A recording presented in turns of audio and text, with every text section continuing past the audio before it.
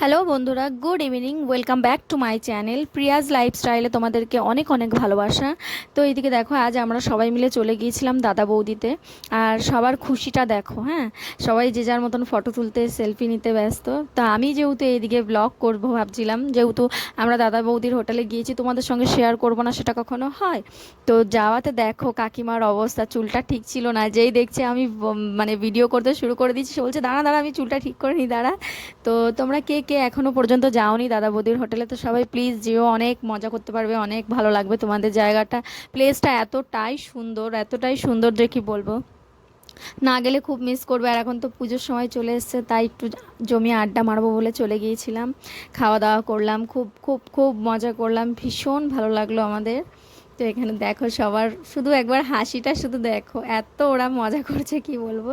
তো তোমরাও কারা কারা গিয়েছো আর কারা কারা যাওনি, সবাই প্লিজ কমেন্ট করে জানিও।